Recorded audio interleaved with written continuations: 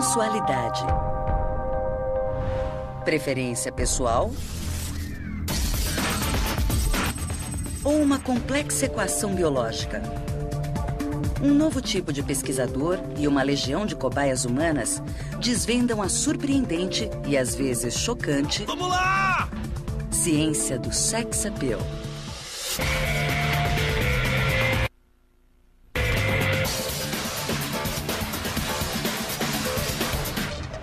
A ciência do sex appeal. Cada um na sua, certo? Errado. Sex appeal não é uma questão de gosto. É uma imposição biológica. A evolução determina como escolhemos nossos parceiros, e isso a ciência pode comprovar. Está em nossa natureza interpretar as pistas genéticas de um possível parceiro em seu rosto, silhueta, nos movimentos, no cheiro e na voz. Desculpa. E ao que parece, a agenda sexual das mulheres é ainda mais complexa que a dos homens. Pensávamos que a escolha do parceiro fosse algo totalmente arbitrário, que a beleza está nos olhos de quem a vê.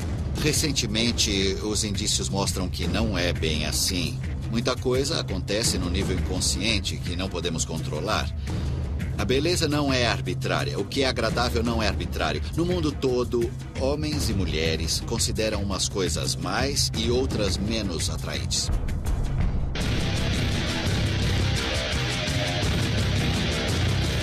Todos nós funcionamos segundo um manual genético de estratégia, segundo o qual devemos nos juntar ao parceiro mais sensual que conseguirmos agarrar e nos faz adorar estarmos apaixonados.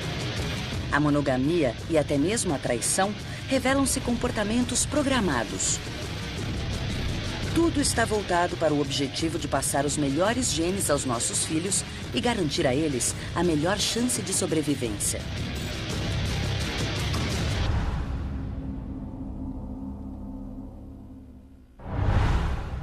Onde começa a ciência do sex appeal?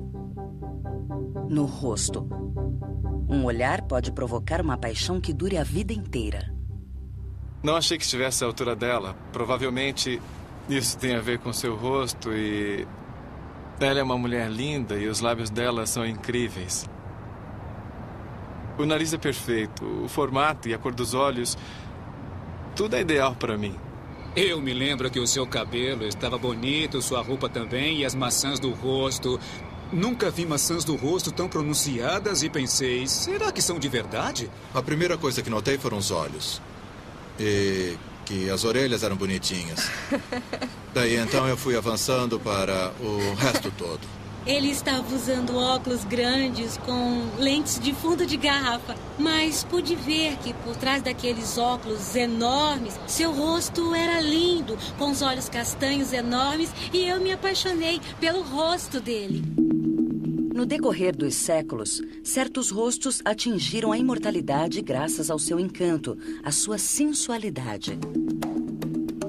Também há séculos, artistas, cientistas e filósofos tentam descobrir o que torna um rosto lindo de morrer. Os gregos acreditavam que o segredo está numa fórmula matemática. Platão a chamou de seção áurea, uma equação para a perfeição. Divida um espaço em dois segmentos. A seção áurea ocorre quando a proporção entre o segmento menor e o segmento maior coincidir com a do segmento maior em relação ao todo. Mais ou menos 2/3 da largura. A seção áurea pode ser encontrada na estrutura de muitas coisas vivas, inclusive o ser humano.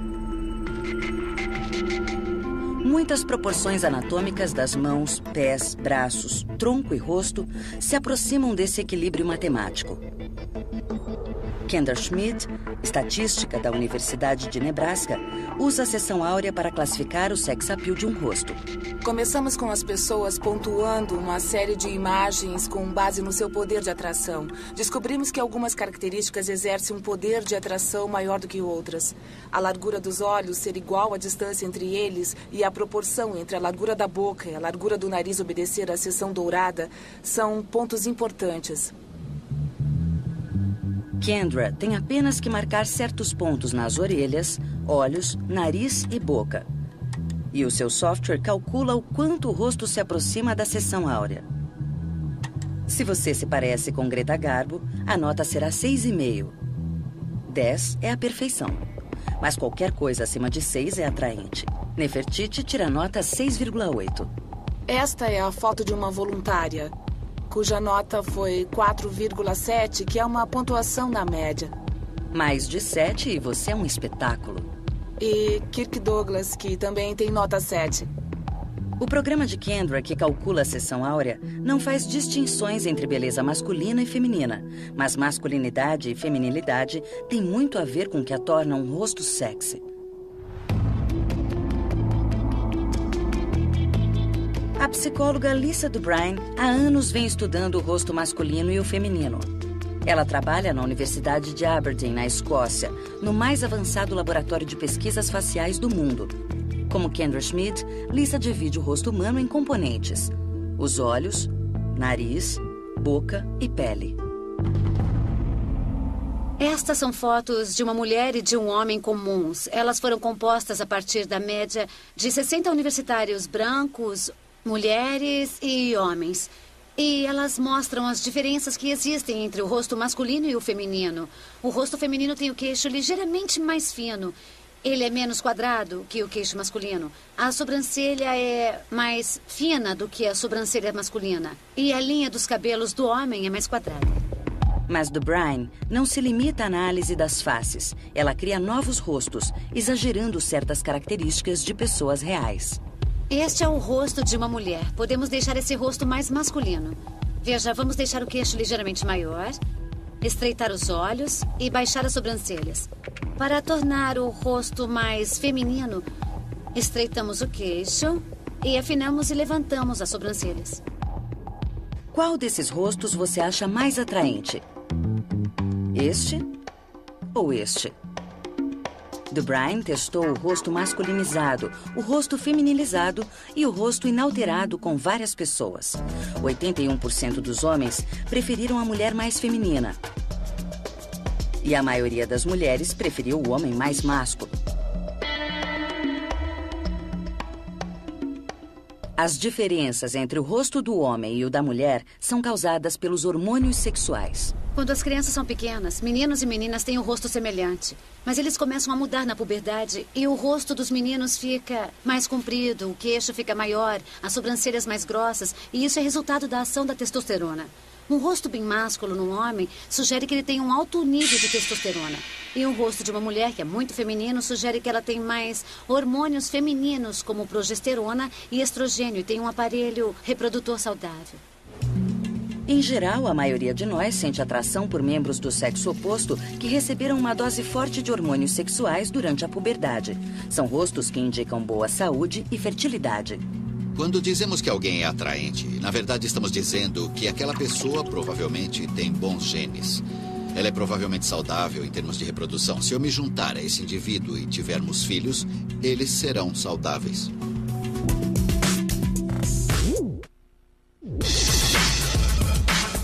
Quando vemos alguém sexy do outro lado da sala, a faísca que sentimos vem de uma análise subconsciente instantânea do rosto dessa pessoa.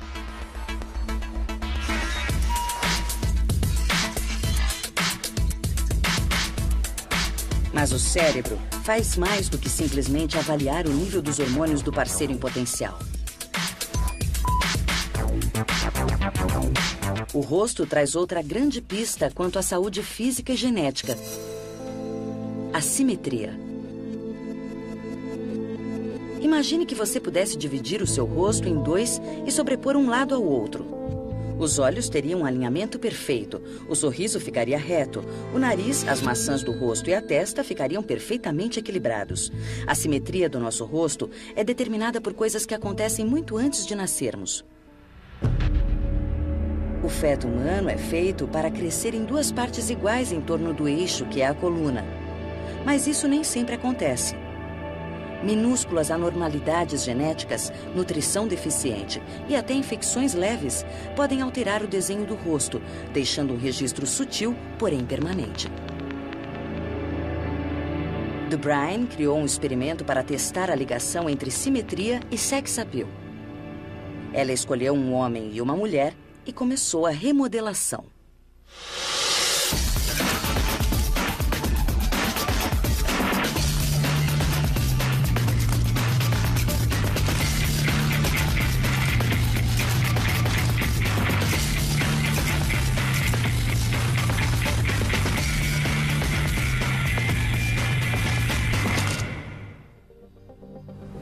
Eu estou mexendo em aproximadamente 200 pontos nas áreas de referência para poder determinar exatamente onde estão as simetrias.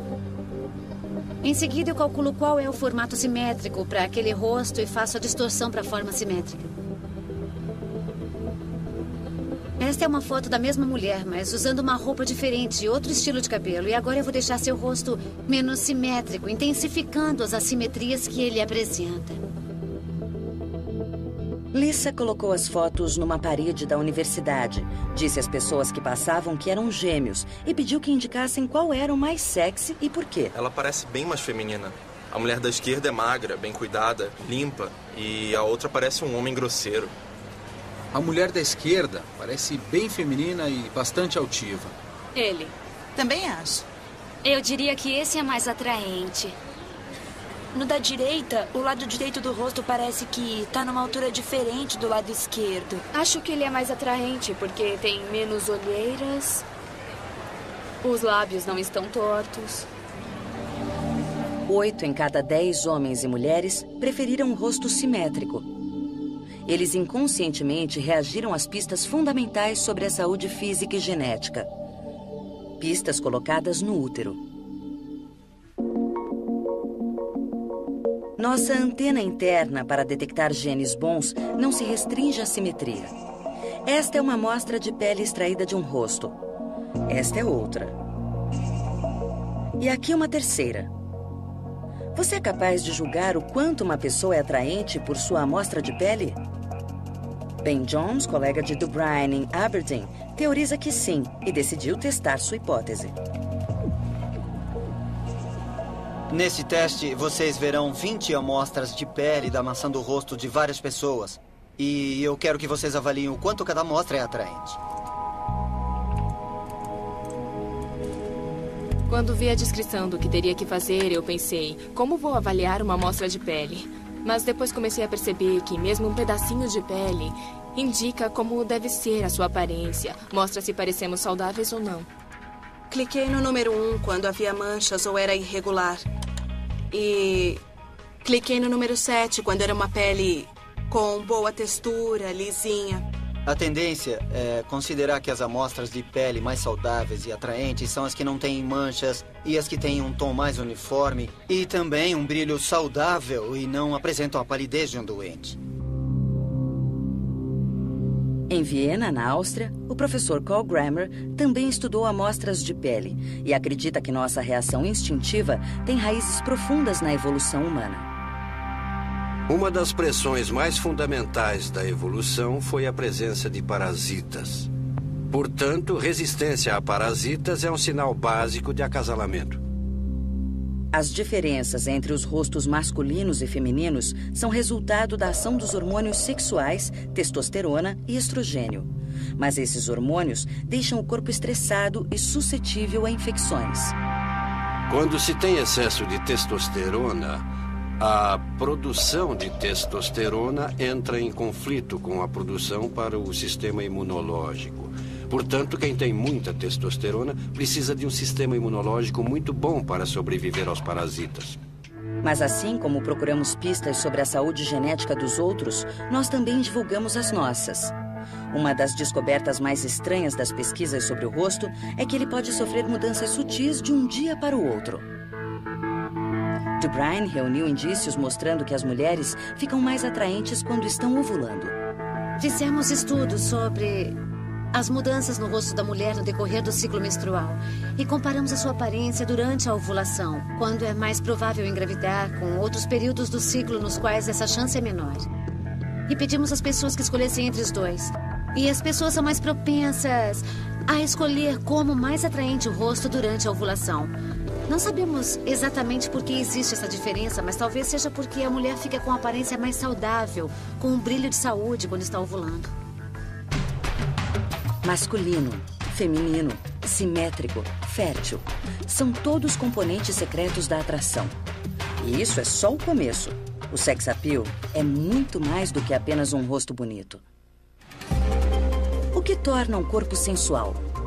A julgar pelas imagens com que a propaganda nos bombardeia, a mulher ideal tem cintura fina, quadris curvilíneos, pernas longas e magras. Para o homem, são os ombros largos, músculos peitorais fortes e abdômen de tanquinho. Mas são essas as características que todos acham atraentes? A ciência desvendou os segredos do rosto sensual. Agora é hora de analisar o resto. De vez em quando ela mostra um pouquinho. Eu acho muito legal. Às vezes. É muito legal. Ele é proporcional e tem as coxas bonitas. Não sofre da síndrome da perna de frango, como aqueles que são grandalhões em cima e tem aquelas perninhas fininhas. Não, ele tem um corpo lindo. Quando saímos a primeira vez, a Jimmy estava de mini saia branca. A cintura era bem fina e, de repente, uau! Aquele bumbum enorme. O corpo dela era bonito, desenvolvido e bem proporcional. E foi o que me agradou. Não analisei muito mais que isso. Na Universidade da Califórnia, em Los Angeles, Carrie Johnson está tentando descobrir quais são as silhuetas que com certeza nos levam à loucura. Ela fotografou centenas de corpos diferentes e pediu a centenas de sujeitos da pesquisa que os avaliassem. Enquanto os participantes olham para os vários corpos, ela analisa o que eles estão olhando através de um escaneador, o eye tracker. O ponto mostra onde o sujeito está focando. Quanto mais tempo eles permanecem numa área, maior o ponto fica. Pode ver que ele olha para todas as partes, passa bastante tempo olhando para o rosto da pessoa. Olha para os ombros, sobe e desce pelo corpo. Olha para os seios da mulher. Isso não é surpresa. Esperamos mesmo que os participantes homens olhem mais essa área do que as mulheres. Os seios das mulheres indicam claramente que ela passou da puberdade e deve estar apta a reproduzir. Por isso, não é surpresa que atraiam a atenção. Mas esse não é o único alvo da atenção dos homens. Recentemente, a neurociência identificou uma parte do cérebro que apresenta atividade intensa quando se está olhando para um corpo humano.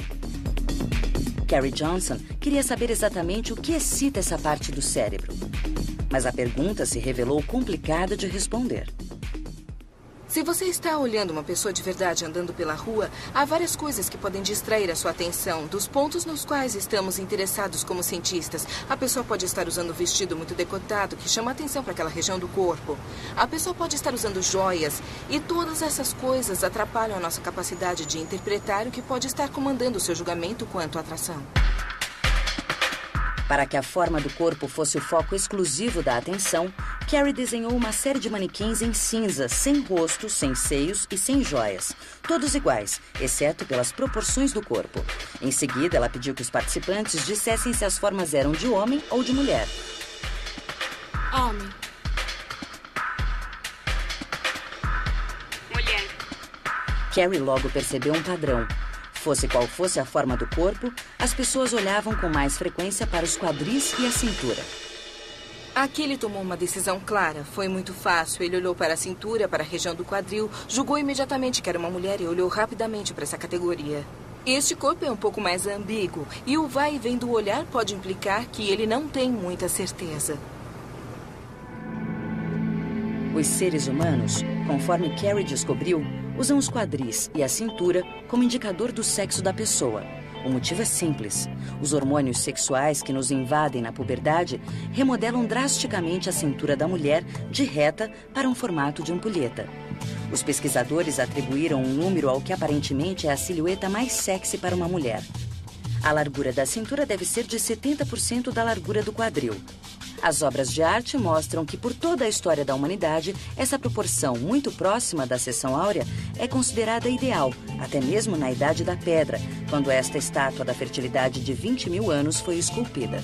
Quando começamos este trabalho, a teoria dominante sobre por que um corpo é atraente se concentrava num único palpite, o quanto o corpo é curvilíneo. E a teoria era de que essa silhueta em particular significa saúde e fertilidade. As mulheres mais atraentes seriam aquelas saudáveis e capazes de gerar filhos. Mas a pesquisa de Carrie Johnson também descobriu algo que a princípio contradizia totalmente essa teoria. Embora os homens considerassem atraente a proporção fértil de 70%, eles achavam 60% e 50% ainda mais atraentes. Mas a 50%, a cintura da mulher seria tão fina que ela não poderia ter filhos. Se fosse verdade que o formato do corpo é uma indicação importante de saúde e fertilidade, seria de se esperar que a opção pelos corpos extremos, que na realidade não existem na natureza, fossem menor. Mas constatamos exatamente o oposto. Os corpos mais atraentes para os nossos estímulos são os mais extremos. Eles têm a cintura mais fina em relação ao quadril. Tão fina que não existe na natureza, mas nossos observadores dizem que é atraente. Isso parece contradizer todas as relações feitas pelos cientistas entre o sex appeal, saúde e fertilidade. Mas, na realidade, não contradiz, porque a peça que falta é que nosso cérebro avalia a aparência de um corpo quando ele está em movimento. Na década de 70, alguns dos primeiros estudos sobre o movimento do corpo humano foi realizado por Johansson. Ele aplicou material reflexivo nas juntas principais, bolas de ping-pong ou fita reflexiva, e filmou as pessoas andando, fazendo polichinelos e outras atividades. Quando assistiam os vídeos, os observadores viam apenas os pontos de luz se movendo. E a pergunta era, as pessoas poderiam dizer que aquilo era um ser humano? A resposta inequívoca foi sim, e isso mostra a importância do corpo e especificamente dos seus movimentos nas avaliações sociais. Então, Carrie programou uma série de movimentos de caminhada para os corpos cinzentos e deu a eles variados tamanhos de cintura, e pediu aos observadores que dissessem qual combinação era a mais sexy. O que descobrimos pelas respostas dos participantes foi que os corpos com o tronco reto e ombros que balançam foram considerados atraentes. Os corpos com forma de ampulheta, com bastante balanço dos quadris, também foram avaliados como atraentes. Outras combinações não são tão atraentes. Johnson parece ter descoberto um atalho mental para identificar as pistas de masculinidade e feminilidade. Em outras palavras, somos preguiçosos. Não me faça pensar muito. Vale a pena acasalar com esse corpo ou não? O que nós achamos que acontece não tem realmente a ver com saúde e fertilidade, mas sim com a combinação de pistas. É uma combinação fácil de entender. Este é o homem másculo. Isso é muito fácil para uma pessoa processar, portanto é atraente. Por outro lado, uma mulher com uma silhueta muito feminina é fácil de entender e, portanto, mais atraente para os nossos observadores. Esse mecanismo mental tem raízes profundas. Estávamos interessados em saber em que ponto as crianças passam a entender que o corpo da mulher e do homem são diferentes. Johnson levou ao laboratório crianças de 4, 5 e 6 anos e pediu que separassem várias silhuetas de acordo com o sexo. O que observamos durante os testes foi que as crianças de 4 anos tiveram bastante dificuldade. Embora pudessem discriminar os estímulos, elas não levavam isso em conta para fazer a escolha. Já as crianças de 6 anos de idade, além de perceberem a diferença nos estímulos, usaram isso como pista para escolher a categoria sexual. E o que é verdade para o observador parece ser verdade também para o observado. Carrie pediu a pessoas que andassem sobre uma esteira enquanto eram filmadas. Para a metade dos participantes, ela deu uma explicação para o teste. Vamos encontrar uma velocidade confortável de caminhada na esteira e depois vamos analisar os movimentos da caminhada quanto à sua eficiência usando um algoritmo do computador. Tá bom. E outra explicação para a outra metade. Depois vamos filmar a caminhada em vídeo e mostrar às outras pessoas que irão avaliar a sua atração sexual. Tá bom. Carrie logo percebeu nas pessoas que pensavam estarem sendo avaliadas pela sua sensualidade a tendência de exagerar em seus movimentos, tentando parecer particularmente masculinas ou femininas. Quando olhamos uma mulher, esperamos ver os quadris se mexendo um pouco mais de um lado para o outro. Quando falamos do andar de um homem ou do andar masculino, esperamos ver os ombros balançarem um pouco mais. E também os homens abrem um pouco mais os braços para dar a impressão de um corpo maior.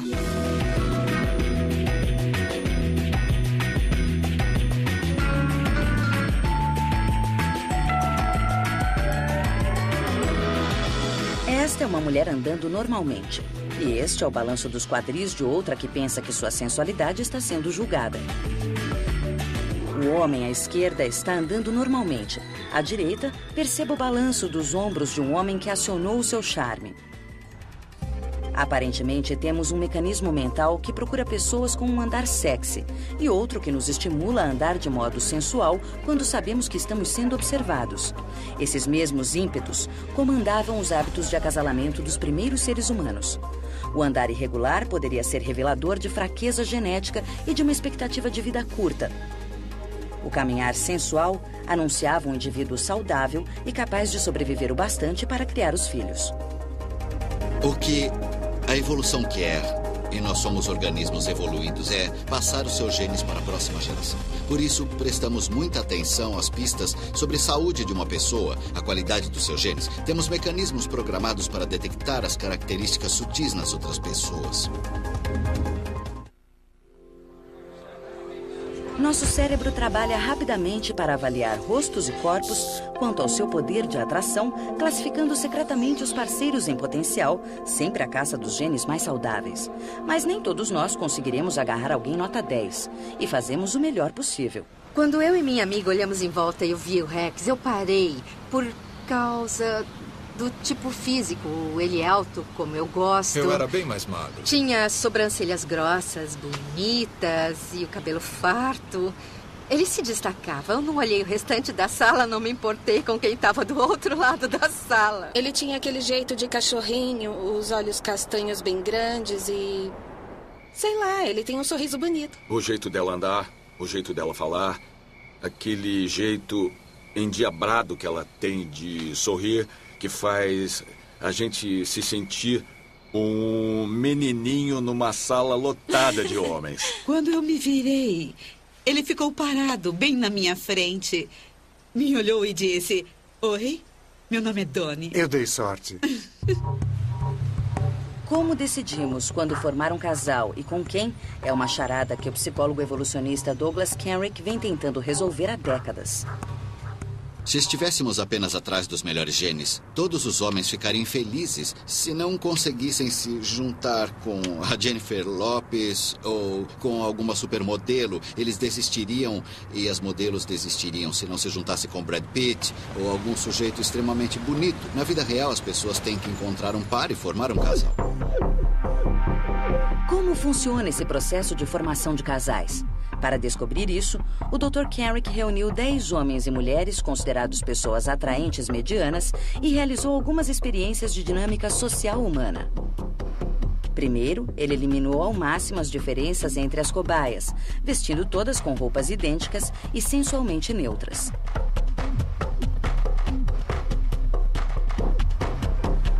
Muito bem, agora vocês vão jogar uma espécie de jogo do acasalamento. Todos vocês têm números, como estão vendo. Vocês não podem ver o próprio número, mas podem ver os números dos outros. Ofereça suas mãos a alguém e, se a pessoa aceitar, vocês formarão um casal e então irão para o fundo. Se alguém, por acaso, recusar a oferta, passe automaticamente para a próxima pessoa. O objetivo é tentar obter o número mais alto possível, lembrando que você mesmo tem um número ao qual a outra pessoa está respondendo.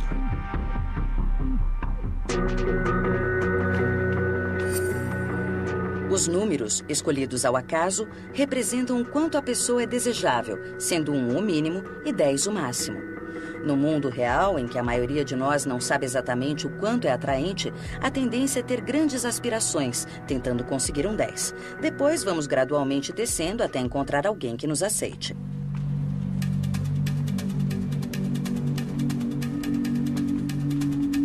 Algumas pessoas estão tentando, mas não conseguem formar um par. Os dois que são 5 formaram um casal.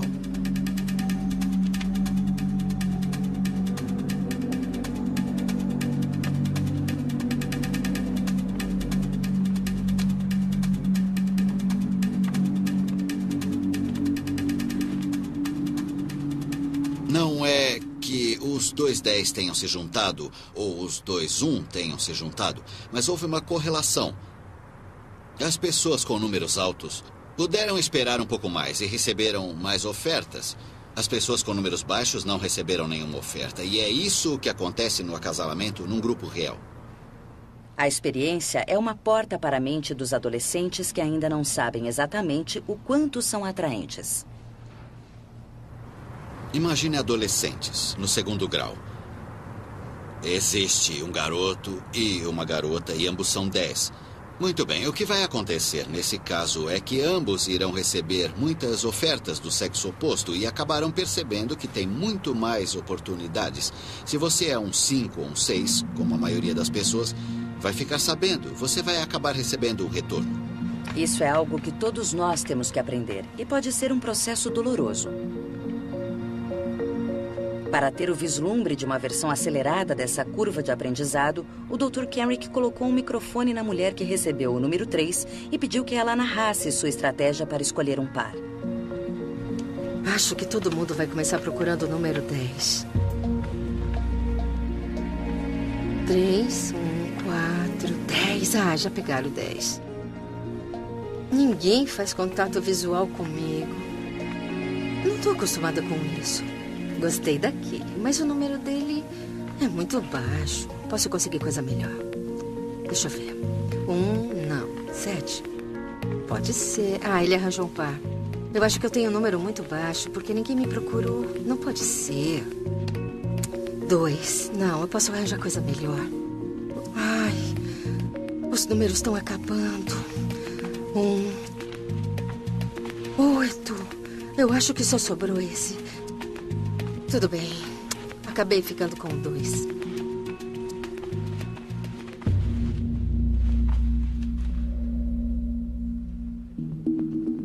Depois de usar números ao acaso, o Dr. Kenrick quis saber qual seria o resultado se o verdadeiro poder de atração física comandasse as escolhas. Quando os voluntários chegaram, antes que os homens e mulheres se encontrassem frente a frente, Kenrick pediu que dessem notas de 1 a 10 à aparência física uns dos outros. Ele somou todas as notas de cada pessoa e chegou a uma nota para o poder de atração. Agora é hora dos participantes tentarem atrair as pessoas mais atraentes que conseguirem.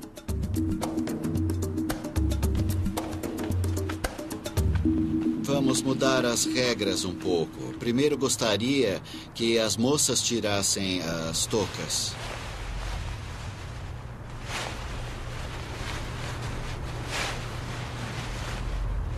Muito bem, agora eu gostaria de pedir que os rapazes retirassem as toucas.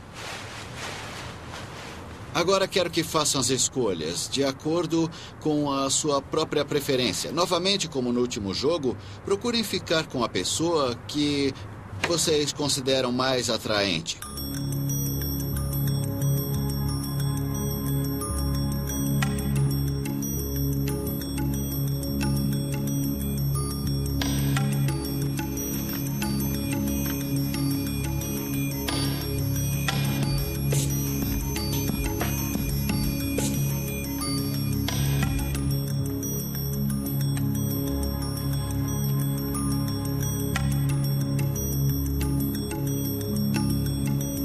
Como Kenrick esperava, cada pessoa encontrou um parceiro dentro de uma margem de 1 ponto da sua própria nota.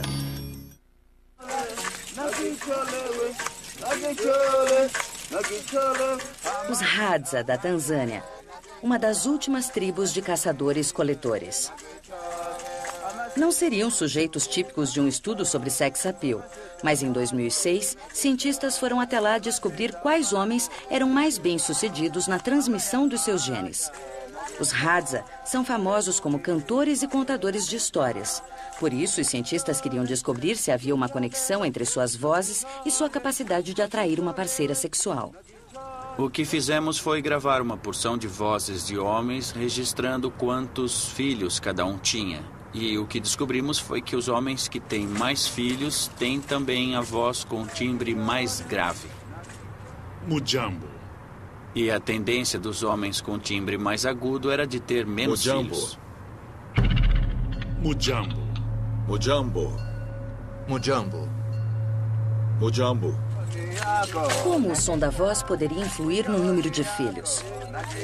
Acreditamos que a importância da voz de uma pessoa quanto ao tom pode estar relacionada ao fato de que durante a maior parte da evolução do homem, quando o sol se punha, não havia luz. E, portanto, à noite, o som era um dos principais domínios nos quais se davam as interações interpessoais mais importantes. Na linha de frente dessas interações noturnas estavam a sedução e o sexo. Quando uma mulher e um homem que saem para um primeiro encontro conversam, sua antena interna vital para determinar o sex appeal funciona a todo vapor. Uma bolsa de estudos. A antena não está focada no que eles estão falando, mas em como estão falando. Adoro vinho tinto. Adoro vinho tinto. Ai, meu Deus, a voz dele é muito, muito sexy. Bom, essa voz é capaz de fazer eu me despir. Sem dúvida. A voz dela tem uma mistura rica e perfeita de feminilidade e de clareza. Eu gosto de uma doce voz, entende? E ela tem a voz doce. Com certeza a gente quer se sentir, sabe, a garota. E se o rapaz tem uma voz mais macia ou mais doce que a nossa, a gente é bem capaz de estranhar. O Dr. David Feinberg vem tentando descobrir o que torna uma voz atraente. A voz de uma pessoa pode revelar muito já quando se ouve na primeira vez. Podemos dizer mais ou menos a idade da pessoa e qual o seu estado emocional. Mas uma das coisas mais interessantes que estamos avaliando nos nossos estudos é se a voz revela o quanto uma pessoa é atraente. Quando a luz do sol incide nas Feinberg gotas pediu a estudantes de ambos os sexos que avaliassem uma série de vozes quanto ao seu sex appeal.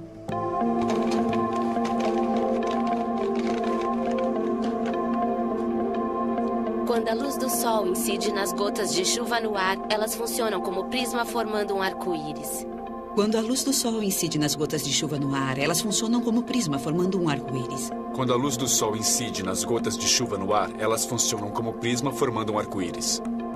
Quando a luz do sol incide nas gotas de chuva no ar, elas funcionam como prisma, formando um arco-íris. Praticamente todos os homens escolheram as mulheres com um timbre de voz mais agudo. Gostei mais das vozes agudas, elas parecem mais femininas. É a voz de uma pessoa mais jovem, mais da minha idade, mais em forma. Eu achei mais saudável, mais jovem e mais sexy.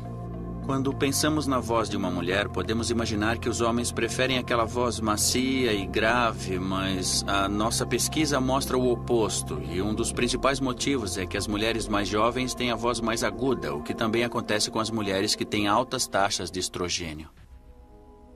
E provavelmente não é nenhuma surpresa que as mulheres tenham escolhido homens com vozes mais intensas, mais masculinas. Eu acho a voz mais grave mais agradável. Com certeza acho a voz grave mais atraente num homem. A voz grave dá a impressão de que o homem é maior ou mais forte do que os que têm a voz aguda. O timbre de voz do homem está relacionado com o nível de testosterona que ele teve na puberdade. Homens com muita testosterona na puberdade têm um timbre de voz muito grave e homens com menos testosterona na puberdade têm a voz mais aguda. E quando a mulher ouve a voz, pode não saber que está identificando essa pista da testosterona, mas o seu comportamento é como se inconscientemente soubesse o que está acontecendo. O que está acontecendo é que as mulheres estão reagindo a pistas que revelam muito mais do que a forma das cordas vocais do homem. Porque a taxa de testosterona de um menino na puberdade cria mais do que uma voz sensual. Ela cria um rosto sensual e, geralmente, um corpo sensual também. Como nas mulheres, uma alta taxa de estrogênio deixa o rosto, a cintura e os seios mais atraentes, além da voz mais fina. E há outro aspecto interessante nesta história. Da mesma forma que o rosto da mulher fica mais atraente durante a ovulação, o mesmo acontece com sua voz. 1, 2, 3, 4, 5, 6, 7, 8, 9, 10.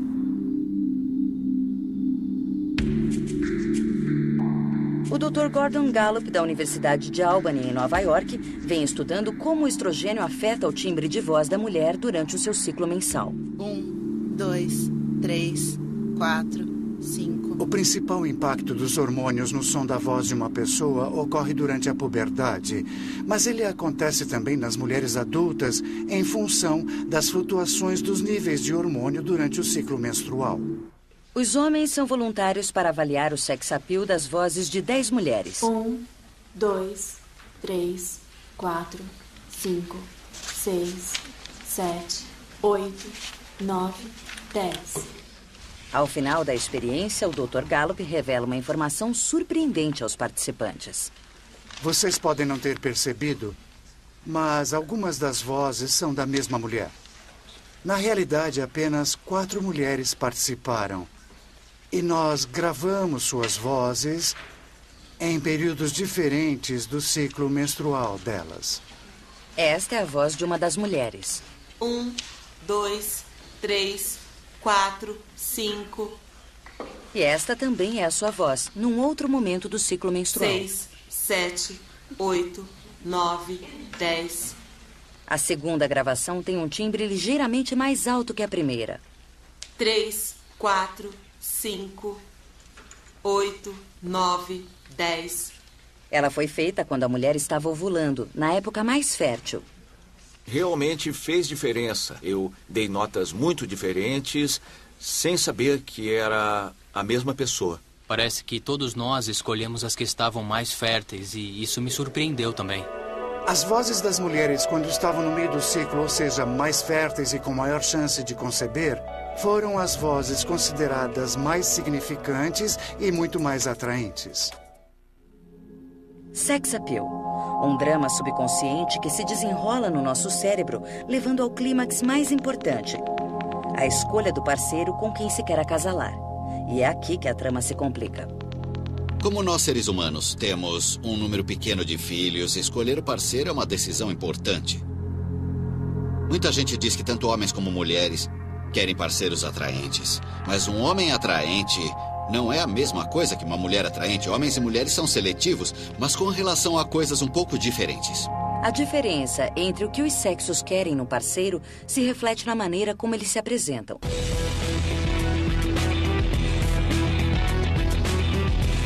A mulher é o sexo mais bonito, mais ornamentado. Mas no reino animal é diferente. Os machos desenvolveram ornamentos elaborados para atrair possíveis parceiras. O pavão macho tem penas que chamam a atenção. O leão dominante tem uma juba imponente. Os machos humanos não ostentam ornamentos anatômicos tão óbvios. Mas há uma coisa que eles têm. Brinquedos. Um carro diz muito sobre você.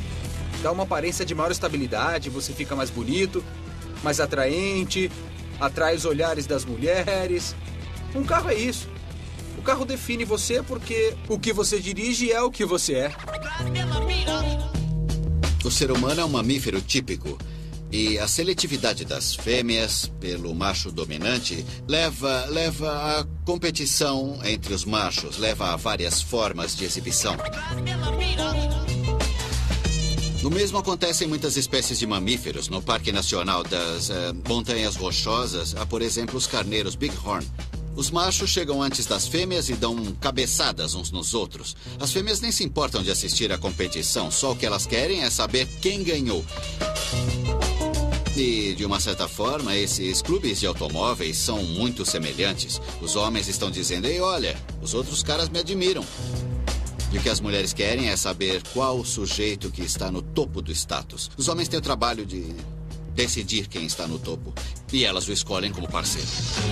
Bom, nós queremos alguém que todos chamam de chefe, que faça coisas grandes, comande o seu negócio. Ele deve ter boas roupas, andar bem vestido, ter um bom carro. Isso significa que ele se cuida, que se importa com a aparência. O motivo pelo qual as mulheres são muito mais seletivas é que para elas o sexo pode ter um preço muito maior. O homem pode fazer sexo e sair andando. A mulher pode ter de enfrentar 9 meses de gravidez e anos cuidando do filho. As mulheres querem bons genes e carteiras poupudas. Essa é uma boa analogia. Antes de sair para jantar em Los Angeles e gastar $200, você vai ler as críticas dos restaurantes, vai ser cauteloso e se desapontar se a refeição não for excelente. Se você vai gastar $5 comendo num carrinho de rua, por exemplo, você vai ficar feliz com muito menos. Agora, do ponto de vista da evolução, os homens, todos os mamíferos machos, têm a opção de um jantar de $5. As fêmeas não têm. O desejo de dividir os encargos leva as mulheres a buscarem pistas além da simples atração física. São pistas do status, riqueza e adequação geral do homem como parceiro e protetor, tanto dela quanto da sua prole. Pesquisadores austríacos demonstraram que a mulher pode até mudar a percepção que tem de um homem, com base no carro que ele dirige. Eles pediram que as mulheres avaliassem fotos das frentes de alguns carros, como avaliariam fotos de homens. A feição do carro, isto é, o visual dianteiro, na verdade afeta a nossa percepção e a personalidade que atribuiríamos a esse carro. As mulheres preferem carros que demonstram controle e poder. O que também pode ter relação com o fato de que presumimos que carros desse tipo são mais seguros e, geralmente, também são os modelos mais caros. Muito do que acontece no acasalamento é verdadeiro na propaganda. As pessoas estão dizendo, isso é o que eu tenho a meu favor. E elas tentam exagerar isso. Ele pode não ser o mais atraente, mas quando vejo que ele é bem-sucedido, que ele é seguro, ele tem estilo, ele é um líder. Isso faz com que eu o prefira em relação aos outros, porque ele é o cara. Em resumo, você precisa ter um carro legal, um carro bacana, para ter uma garota bacana. Os homens priorizam a atração física, as mulheres priorizam status. Então, obviamente, se o homem tem status, isso faz muita diferença. Embora supostamente eu estivesse apaixonada por outro rapaz há 3 anos, eu ainda estava procurando. Eu não estava de aliança. Eu ainda estava procurando quando de repente eu vi o Rex. E ele se destacou. Pedi a ele uma caneta emprestada. E ele me deu uma Cross de ouro. É claro que eu fiquei impressionada. Eu pensei, nossa, ele tem classe, ele tem uma Cross de ouro. É que na época eu era vendedor. Eu me senti miserável e fiquei pensando, como é que eu vou fazer para impressionar essa moça? Como é que eu vou fazer para essa moça sair comigo?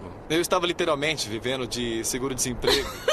Praticamente morando no porão da minha mãe. Sem chance, sem a menor chance. Mas eu sabia que ele arranjaria outro emprego se ele vivesse indefinidamente desempregado. Eu não teria saído com ele. Foi por isso aqui. Uma caneta de ouro. A reprodução humana não se limita ao sexo. Escolher o parceiro é uma pequena parte do jogo. Depois você tem que manter o parceiro. Construir o ninho com esse parceiro, por assim dizer, e depois criar os filhos juntos. Por isso, mulheres atraentes casam-se com homens que não são tão bonitos quanto elas, porque estão trocando isso por outras características, por recursos ou compromisso. Uma rápida experiência revela o quanto o status social e financeiro pode mudar a percepção que a mulher tem de um homem. Os voluntários homens da experiência de busca de parceiros foram fotografados em roupas casuais. A cada um foi atribuída uma profissão falsa. Alguns seriam vendedores do varejo. Outros tornaram-se altos executivos de gravadoras. As fotos foram mostradas a mulheres selecionadas ao acaso nas ruas. Com base na atração física, este homem recebeu nota 4 de 10 no teste no laboratório.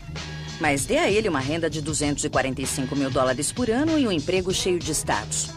Eu diria talvez 8. Eu daria 7. Acho que 6 ou 7. Por causa do dinheiro. Este rapaz teve nota 9 no laboratório. Mas agora, com um salário de $23 mil por ano, trabalhando numa revenda de material de escritório, ele perdeu muito do seu sex appeal. É 5. 4.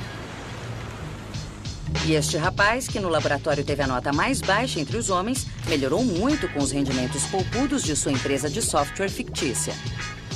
É 10.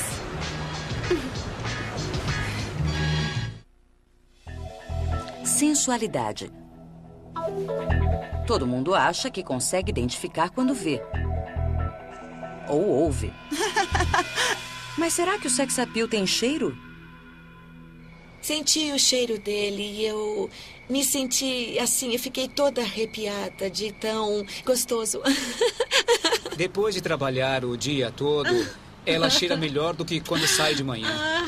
Eu acho que ela tem cheiro de uva, mas eu não é um cheiro forte como um chiclete sabor uva, nada disso. É um cheirinho de uva, super agradável, eu adoro. Ele viajou quando serviu o exército e ficou meses fora, eu abraçava o travesseiro dele, porque o travesseiro tinha aquele cheiro dele. Eu abracei tanto que o travesseiro ficou com o meu cheiro. Eu não largava o travesseiro. Todo um setor de negócios se desenvolveu em torno da ideia de que certos cheiros nos enlouquecem e nos aproximam mais da possibilidade de sexo. Os cientistas há muito procuram um feromônio humano, uma secreção que influencia o comportamento sexual. Até agora, eles só encontraram um que chega perto. Os homens produzem o hormônio androsterona pelas glândulas apócrinas, concentradas onde existem pelos no corpo. Mas ela não pode ser chamada de droga do amor. As mulheres, no geral, detestam o cheiro dos homens. A androsterona tem um cheiro almiscarado no começo, que depois se torna parecido com o da urina. Em Viena, na Áustria, o biólogo evolucionista Carl Grammer chefia a pesquisa mundial pelos feromônios humanos. Logo no início da sua pesquisa, Grammer descobriu que há um ponto no ciclo menstrual feminino em que as mulheres passam a gostar do cheiro acre da androsterona que antes lhes desagradava. De repente, no ponto de ovulação, os homens passam a cheirar bem. Os homens atraentes, principalmente, cheiram bem. Portanto, para os homens, a androsterona é um radar eficiente para o acasalamento, repelindo as mulheres a menos que estejam férteis. Mas a ligação entre o interesse sexual da mulher e o cheiro do homem é mais complexo que isso. A água salgada das glândulas de suor do homem se misturam à androsterona das glândulas apócrinas e juntas elas propiciam o crescimento das bactérias que vivem na pele. É uma área de procriação microscópica que dá a todo homem um cheiro único. É um cheiro com o qual as mulheres estão nitidamente sintonizadas. Elizabeth Oberzalker, que faz parte da equipe de Grammer, encontrou a maneira perfeita de capturar essa essência masculina.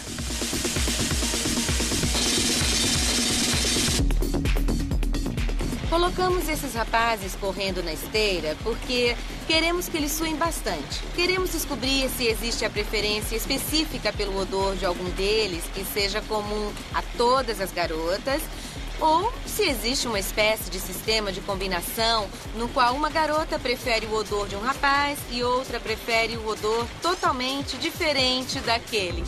Os homens deixam suas características peculiares nas camisetas suadas. E elas contêm muito mais informações para uma mulher do que eles imaginam. Considero o odor um sinal muito interessante porque ele nos afeta num nível totalmente subconsciente. Na verdade, é impossível interferir no que o odor faz conosco, como ele é percebido e tudo mais. O processamento do odor no cérebro está muito ligado às respostas emocionais.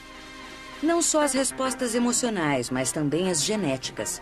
Existe uma conexão íntima entre o nosso cheiro e o chamado complexo principal de histocompatibilidade, ou CHP. O CHP é uma parte do nosso DNA que determina quais doenças nosso sistema imunológico está equipado para combater.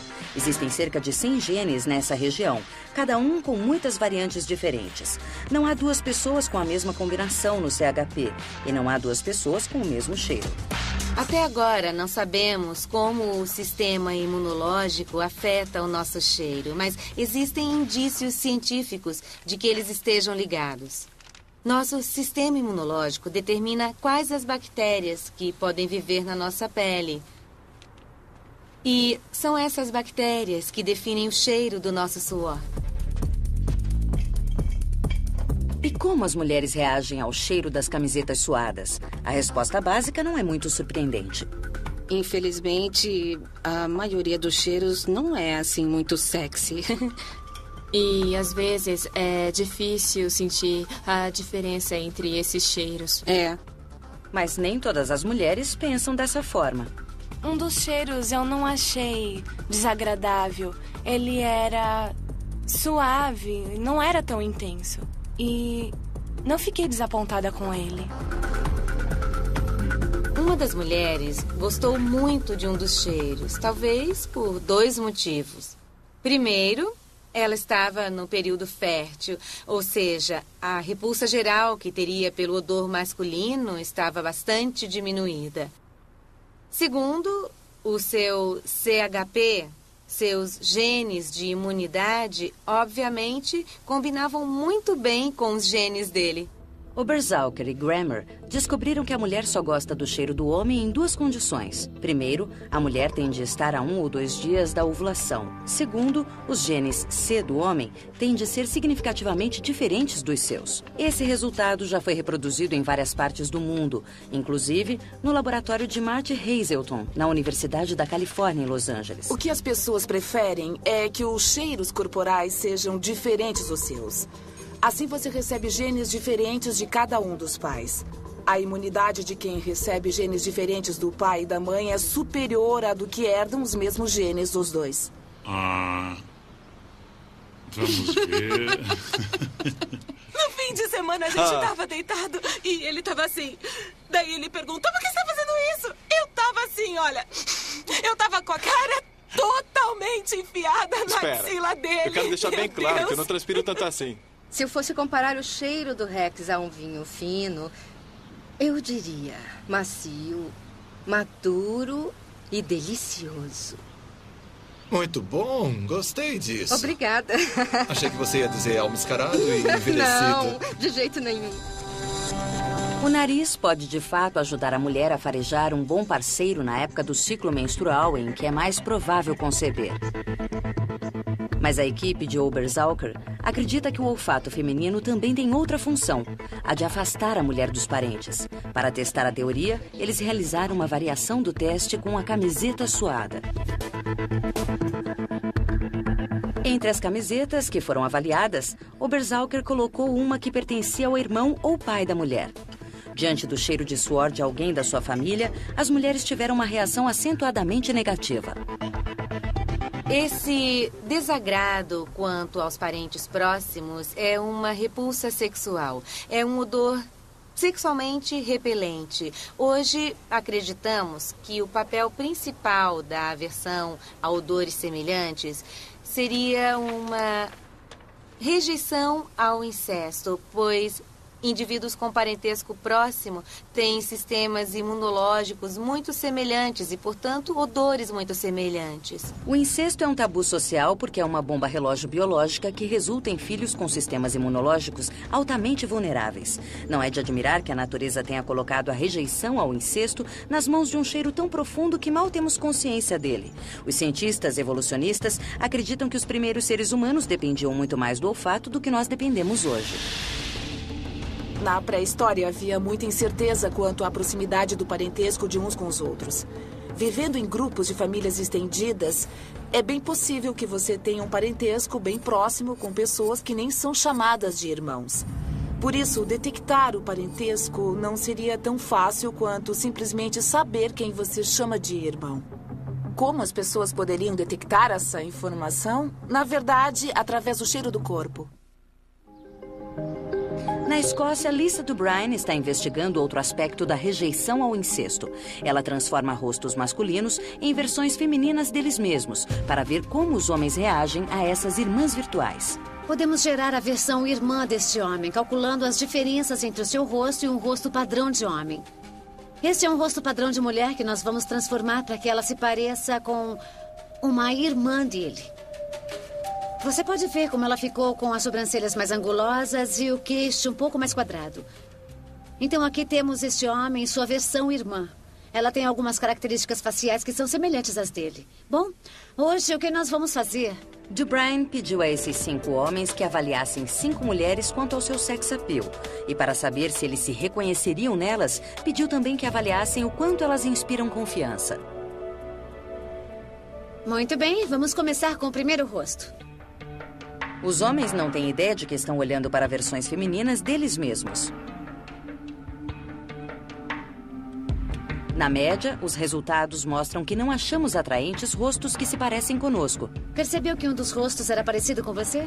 Eu não percebi. E eu dei a mim mesmo nota 5 para sex appeal e 6 para integridade. Eu não me achei muito atraente, não, mas digno de confiança, isso eu achei sim. Parece que o nosso cérebro usa tanto o olfato quanto a visão para evitar que nos acasalemos com pessoas que podem nos dar filhos pouco saudáveis. Homens e mulheres que estão caçando disputam um jogo de gato e rato, avaliando uns aos outros enquanto promovem o próprio sex appeal. O nome mais comum desse jogo? Paquera.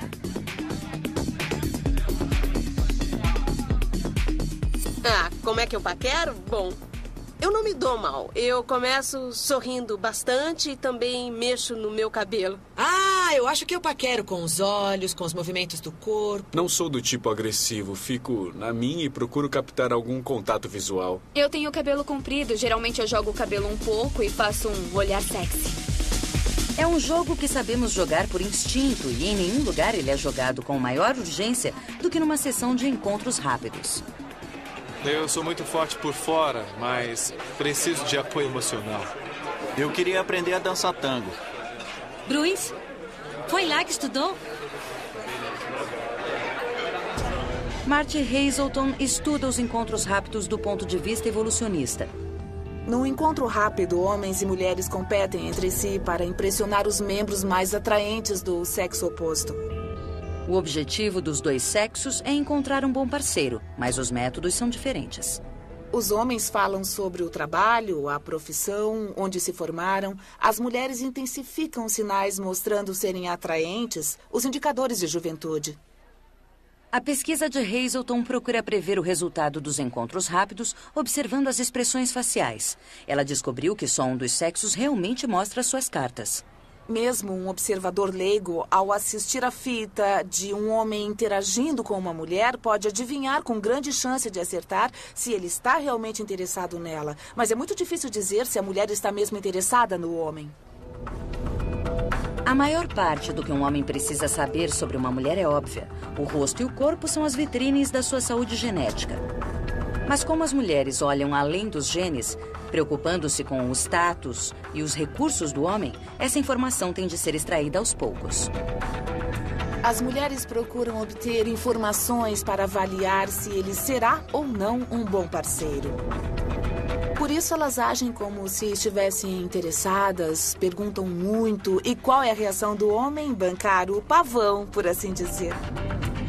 Todo mundo já viu isso acontecer. Os homens pensam que as mulheres estão interessadas e geralmente estão enganados. Eu provavelmente faria de novo. Foi uma experiência divertida. Foi incrível, incrível. As mulheres são muito boas. Eu não sei se vou fazer isso de novo. Mas os homens não têm culpa de pensar que são uma bênção de Deus para as mulheres. Peça ao homem para avaliar o grau de interesse dele e ele dirá entre médio e alto. Peça à mulher para avaliar o grau de interesse dele e ela dirá entre médio e baixo. A explicação evolucionista para isso é que se o homem subestimar o interesse sexual da mulher, isso pode se traduzir numa oportunidade de reproduzir perdida, o que teria um preço enorme em termos da moeda evolucionista que é a reprodução. Para um sujeito é melhor tentar e não conseguir do que nem tentar. Mas o esforço incansável dos homens para conquistar mulheres pode, na realidade, não ser culpa deles. Há mais de uma década, especialistas em primatas descobriram que os macacos machos não prestam atenção nas fêmeas estéreis durante a época de acasalamento. Mas quando as fêmeas estão besuntadas com secreções sexuais femininas da fertilidade, os machos, de repente, ficam loucos por elas. As secreções tinham odor e constituição química específicos. Os cientistas deram a elas um nome interessante: copulinas. As mulheres produzem secreções semelhantes quando estão ovulando. Seriam as copulinas mais uma arma secreta no arsenal feminino da atração? Sabe, o cheiro não é muito agradável. Lembra manteiga rançosa.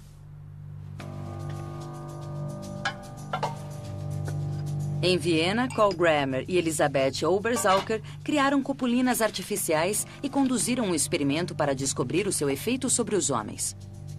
Eles pediram aos participantes que avaliassem fotografias de mulheres enquanto inalavam doses leves de copulinas, tão leves que eles nem percebiam que estavam cheirando algo. Os resultados foram surpreendentes.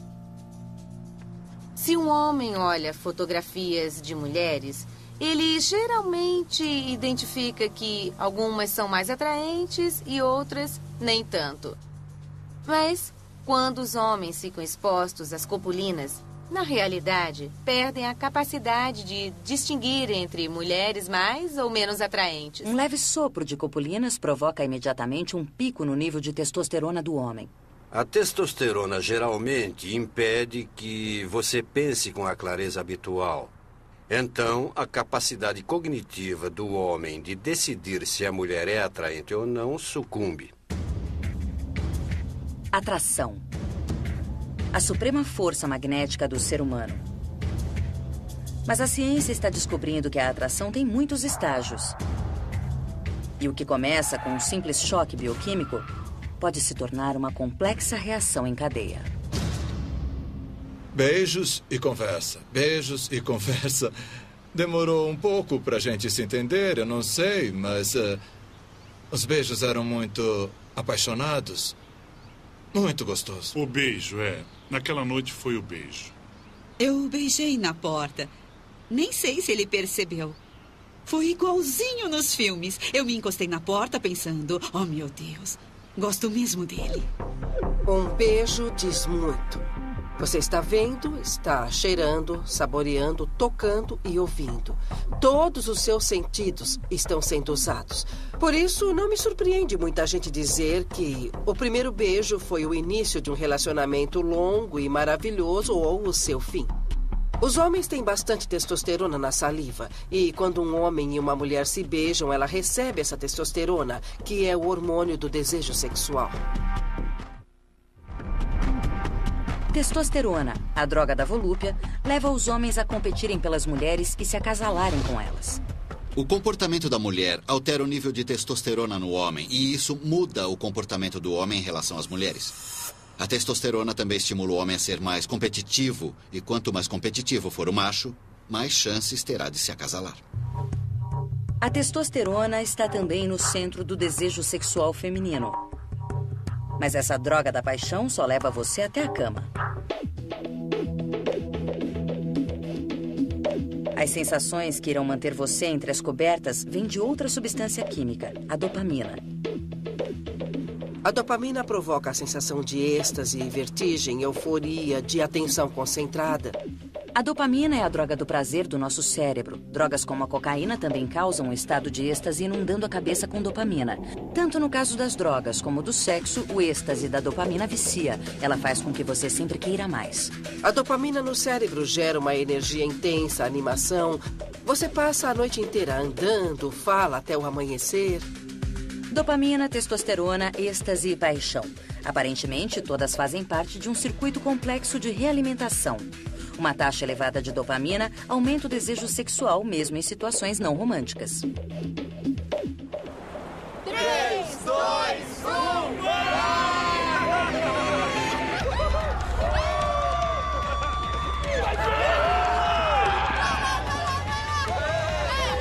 Esportes radicais, como o bungee jump, desencadeiam um pico enorme de dopamina. No experimento para avaliar como o status afeta o sex appeal masculino, várias mulheres deram suas notas à foto deste homem. 5. 4. 4. Que notas você acha que um grupo de mulheres que acabou de pular de bungee jump daria? 6. 7. 9. Eu fiquei toda animada e eu só conseguia pensar no meu namorado. E quando eu encontrei, eu só tinha olhos pra ele e eu achei que ele estava fantástico. Basta uma dose de dopamina no cérebro para nos deixar com vontade. E depois, o sexo nos faz querer ainda mais. Claro, se você sente euforia, vai repetir a experiência. Você quer mais, você fica viciado, você vai atrás. Você se esforça para conseguir. Se a testosterona é o gatilho do desejo sexual e a dopamina nos deixa viciados no prazer do sexo, existe uma substância química responsável por nos apaixonarmos? Em 2004, as doutoras Lucy Brown e Helen Fisher começaram a examinar os cérebros de jovens casais, procurando detectar indícios físicos do amor. Antes de mais nada, Julia, obrigada. Tá. Você sabe que estamos fazendo essas leituras cerebrais, examinando pessoas que acabaram de se apaixonar loucamente. Há quanto tempo está apaixonada? 2 anos e 8 meses. Desde que comecei, eu estava absolutamente convencida de que existia um sistema cerebral associado ao amor romântico intenso. É forte demais. É óbvio demais.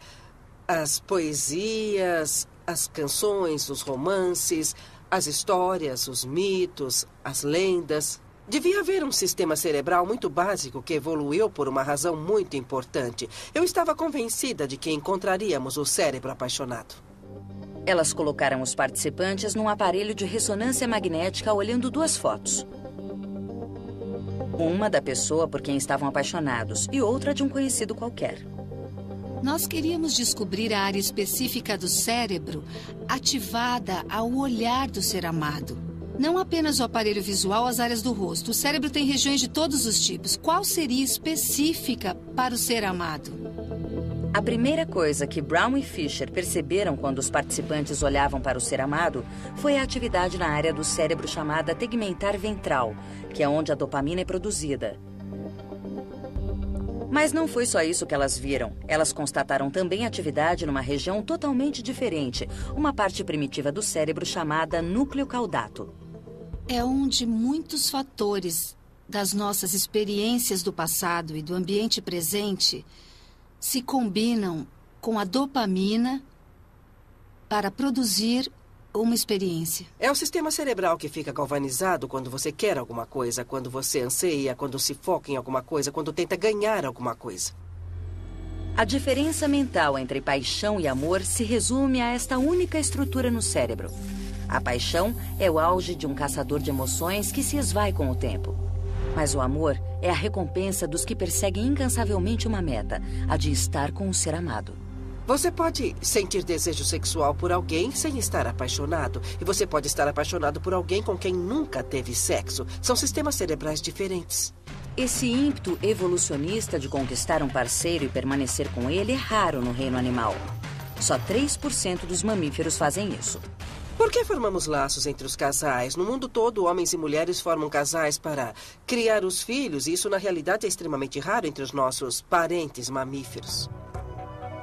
Fisher acredita que as raízes do amor podem estar ligadas à única coisa que nos separa dos nossos primos primatas, andar sobre dois pés.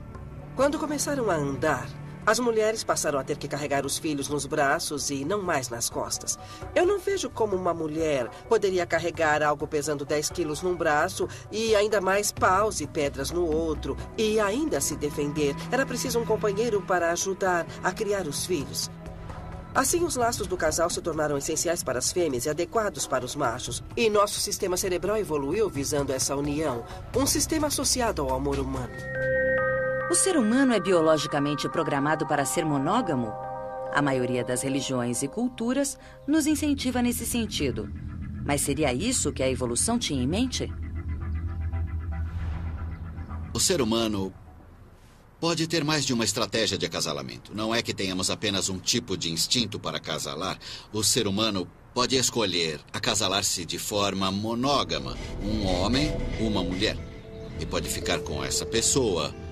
Ou pode escolher outro tipo de estratégia que é mais parecida com a dos outros mamíferos e que os psicólogos evolucionistas chamam de estratégia irrestrita, segundo a qual as pessoas não assumem compromissos umas com as outras e possuem vários parceiros sexuais. Há muito se acredita que o sexo masculino é o mais promíscuo, que os homens saem com várias pessoas ao mesmo tempo. Afinal, seu envolvimento na geração dos filhos não precisa durar mais que uma noite. Mas novas pesquisas mostram que as mulheres também podem buscar a variedade sexual de maneiras mais sutis. Já foi provado que as mulheres preferem homens com rostos masculinos. Bem, isso é verdade numa parte do tempo. Depende de quão próxima a mulher está da ovulação. Aqui estão duas versões diferentes do mesmo homem. As mulheres preferem a mais masculina quando estão ovulando e a mais feminina quando não estão. A preferência pelos traços masculinos no pico da fertilidade faz sentido, mas a próxima peça do quebra-cabeça pode ser um pouco chocante.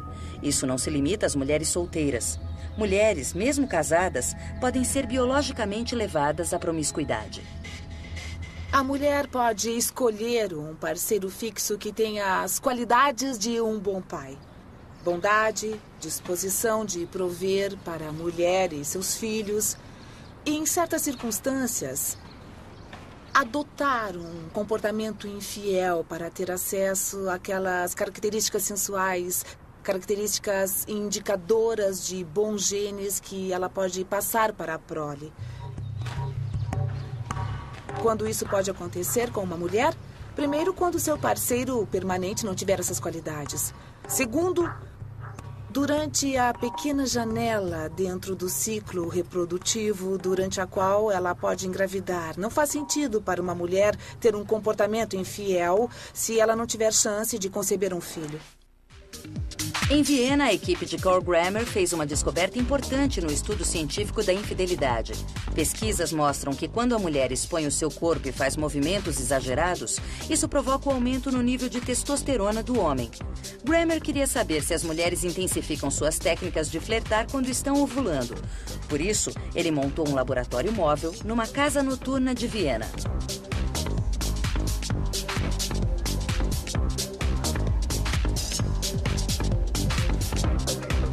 As mulheres informaram se eram solteiras ou tinham um parceiro fixo e cederam uma amostra de saliva para estabelecer com precisão o período de seu ciclo menstrual. Em seguida, o Dr. Grammer as filmou dançando. Agora, dance um pouco.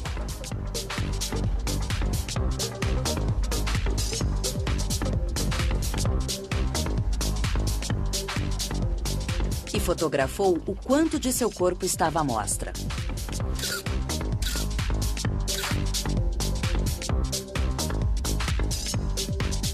Primeiro, nós usamos um programa de edição para demarcar todo o contorno do corpo. Em seguida, medimos a quantidade de pixels. Este tem 40 mil pixels nesta área. O segundo passo foi demarcar apenas a pele. Agora podemos saber o percentual de pele que está exposta. Temos 11 mil pixels.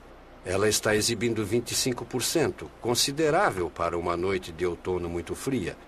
Fizemos um filme digital e o que fazemos é identificar as regiões do filme onde ocorrem os movimentos. São algumas setinhas que indicam o movimento, a direção desse movimento e a quantidade de movimento. Ao calcularem o quanto as mulheres se movimentam quando dançam, mais a quantidade de pele que elas expõem e relacionarem isso aos dados dos questionários, eles chegaram a uma conclusão surpreendente, porém consistente. De fato, nós ficamos muito surpresos com o que descobrimos na nossa pesquisa.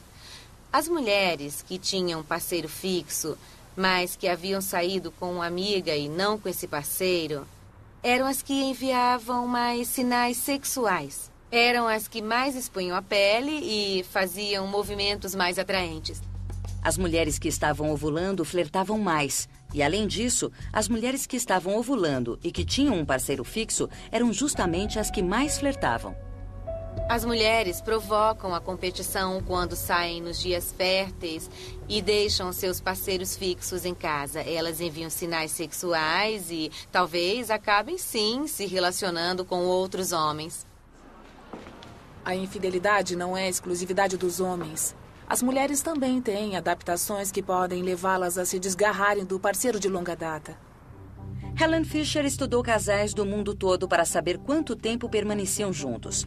Ela descobriu um pico drástico de separações por volta dos 4 anos de relacionamento. Estudei o divórcio em 58 sociedades, estudei o adultério em 42 sociedades e estudei a formação de casais em culturas do mundo todo. E no final das contas, parece que desenvolvemos o que chamo de estratégia reprodutiva dupla, um tremendo ímpeto para fazer sexo, apaixonar-se, formar um casal e criar os filhos como uma equipe ou casal. Mas acho que também temos a tendência ao desgarramento. Se homens e mulheres são fundamentalmente feitos para se desgarrarem, existe esperança para o amor? A biologia e a evolução parecem dizer que não, mas há muitas provas à nossa volta de que seres humanos podem ser e são monógamos, e muitos de nós são muito felizes. O amor é muitas coisas diferentes para muitas pessoas diferentes. O aspecto espiritual do amor é absolutamente emocionante. As lembranças são emocionantes. Ver os filhos crescendo é emocionante. Isso pode acontecer com você a qualquer momento da vida. Basta uma noite de paixão para que os genes passem à próxima geração. Mas o ser humano é especial no reino animal. Nós estabelecemos laços duradouros. A reprodução humana não se limita ao sexo, certo? Escolher o parceiro é uma pequena parte do jogo. Depois você tem que manter o parceiro, construir o ninho, por assim dizer, com esse parceiro e depois criar os filhos juntos. Precisa formar alianças de cooperação com outras pessoas. Se a química da paixão e do amor só consegue manter o casal unido por alguns poucos anos, o que mantém as pessoas ligadas por uma década ou mais? O suficiente para que as crianças não só sobrevivam, como também prosperem. A resposta vem do outro animal monógamo. 90% dos arganazes do campo passam a vida adulta com um único parceiro. Quando os cientistas examinaram o cérebro dos machos de arganaz monógamos, encontraram altas taxas de um hormônio chamado vasopressina. Mas quando estudaram os cérebros dos machos promíscuos, constataram que os níveis de vasopressina eram drasticamente mais baixos. Então existe também um hormônio da monogamia funcionando nos homens? Parece que sim. Sempre soubemos que a vasopressina existia como hormônio importante para as funções renais e a retenção de água. E foi uma grande surpresa que ela tivesse esse papel na formação de casais estáveis e nos relacionamentos sociais. E de forma semelhante ao que acontece com o homem, altas taxas de um hormônio relacionado à vasopressina, a oxitocina, parecem estar presentes nos cérebros das mulheres monógamas. Há momentos bons e ruins, mas você procura não agir como um tolo o tempo todo. E não fazer bobagens. Pra ele é difícil. Bom. Quando eu tô fora e volto pra casa e abro a porta da garagem e vejo o carro dele lá, sinto calor no corpo todo, depois de 25 anos. Ela realmente me fez uma pessoa bem melhor. Eu sempre vou amá-la por isso. No decorrer da última década, Helen Fisher e Lucy Brown estudaram milhares de pessoas apaixonadas e nos primeiros estágios do amor. Seu experimento mais recente? Examinar os cérebros de pessoas que estão apaixonadas há mais de 10 anos. Elas queriam saber se o cérebro dessas pessoas revelava atividade semelhante à de quem acabou de se apaixonar. A química mental do amor perdura, enfraquece ou muda? Acho que evoluímos para o amor através de sistemas cerebrais diferentes. Um é a ânsia pela satisfação sexual associada à testosterona, tanto no homem quanto na mulher. Agora existe o amor romântico, aquele júbilo, a atenção concentrada, o pensamento obsessivo do amor recente. E o terceiro é a sensação de calma e segurança que você sente com um parceiro de longa data. Depois de terminar, você quer almoçar? Claro. Tudo bem. Peter Cove é casado com Lee há 24 anos. Eles têm 2 filhos e uma pequena empresa em Manhattan. Eles são um exemplo típico de amor e felicidade. Meu amor pela Lee é muito mais forte e profundo nos dias de hoje do que quando explodiu. E esse é o termo mais adequado para descrever. No início, houve uma explosão. Essa explosão alimentou o amor que se desenvolveu no correr dos anos. Peter concordou em testar seu amor no estúdio de Helen Fisher para saber se seu cérebro continua pulsando com empolgação amorosa depois de 2 décadas de casamento. Na verdade, isso assusta. Agora, vejam, imaginem só se no futuro um casal que vai se casar fica sabendo que um ou ambos não se amam de verdade. O que fazer então? Eles têm que desmanchar? Eles procuram um terapeuta? Como se lida com isso?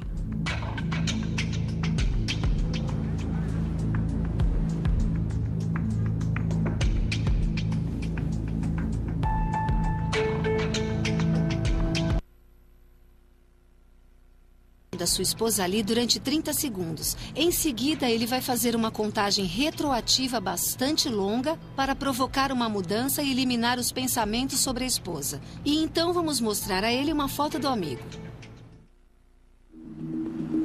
Venha cá. Eu quero ver. Vem cá, vamos ver aqui. Meu Deus, eu estava ansioso por isso. É isso aqui. Está vendo esse pontinho vermelho aqui? Sim. Essa é a área tegmentar ventral. É a fabriquinha perto da base do cérebro que produz a dopamina. Sim. E sim. provoca aquela sensação de êxtase, euforia e de desejo por ela. É a mesma área de quando a gente se apaixona a primeira vez? Sim, e é exatamente isso que esperávamos. Queríamos mesmo que você tivesse atividade exatamente na mesma região do cérebro que se torna ativa quando a pessoa primeiro se apaixona. Amantes de longa data parecem ter encontrado um meio de manter ativos os centros da paixão, movidos à dopamina. Acontece que todo tipo de novidade aumenta a dopamina. Eu trago pessoas para a vida dela. Nós temos ideias novas, acordamos de manhã conversando, pensei nisso, pensei naquilo e também trabalhamos juntos. Isso. Então existe uma realimentação constante de ambas as partes. O crescimento, os desafios, desafiamos um ao outro. A notícia que você pode permanecer apaixonado por um parceiro antigo ao qual se sente profundamente ligado é algo em que a maioria das pessoas no mundo todo não consegue acreditar. É possível manter o amor romântico intenso e o Peter é um belo exemplo disso. Masculino, feminino. No decorrer de milhões de anos de evolução, nossos sentidos se tornaram incrivelmente sintonizados a todos os aspectos do sex appeal.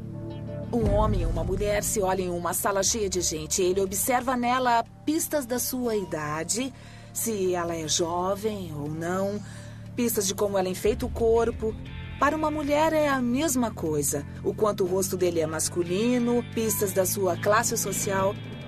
Todas essas coisas se combinam de forma razoavelmente complexa, mas a psicologia humana tem uma habilidade muito aguçada para extrair essas pistas e, a partir delas, pressupor se uma pessoa é adequada como parceiro.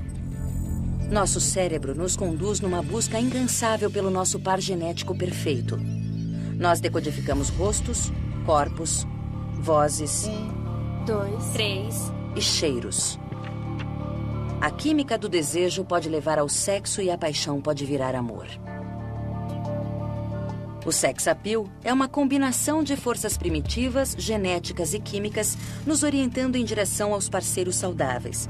Mas completar o ciclo evolucionário criando filhos até que eles também estejam sexualmente maduros requer muito mais que hormônios. Requer algo que é exclusivamente humano. O objetivo máximo da evolução é o mesmo, é reproduzir os próprios genes. E você faz isso de maneiras diferentes nas diferentes fases da vida. E isso muitas vezes requer fazer a escolha de ficar com o mesmo parceiro, como acontece com muitos seres humanos. As pessoas se perguntam se são controladas por seus genes, se nos resumimos a hormônios e substâncias químicas. Absolutamente não. Você toma decisões na sua vida, por isso desenvolvemos esse cérebro gigantesco. As pessoas dizem não ao álcool, elas dizem não ao jogo, dizem não às drogas, dizem sim, vou me esforçar mais, sim, vou ficar nesse relacionamento. O cérebro humano, início e fim do sex appeal. Primeiro, ele nos leva subconscientemente na direção dos melhores parceiros.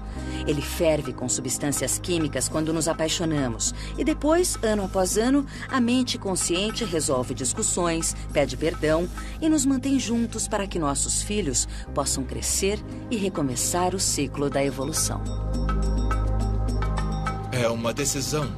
As pessoas têm que decidir se querem ficar com alguém. E quando tomam essa decisão, tudo o mais começa a se encaixar. E um acaba valorizando o outro. O casamento é com certeza, esforço e caminhada. Não é um sucesso de um dia para o outro. Você tem que fazer a sua parte. É a família que você escolhe. Nós não escolhemos a nossa família, aquela na qual nascemos, mas na maioria, eu acho que na maioria dos casos, você pode escolher com quem vai ficar quando se torna um adulto. Me dá um beijo. Eu te amo. Eu também te amo.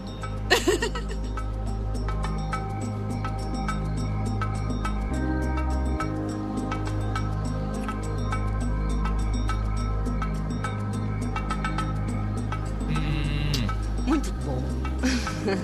Esqueci de dizer que você beija bem. Não espalha por aí, não. Olá, meu nome é Everton. Eu sou o curador desse canal e toda semana você tem um novo episódio. Ficou alguma dúvida? Quer sugerir um tema? Escreva aqui embaixo, se inscreva. E toda semana você será o primeiro a saber e vamos melhorar nossos relacionamentos ao redor do mundo. Até mais!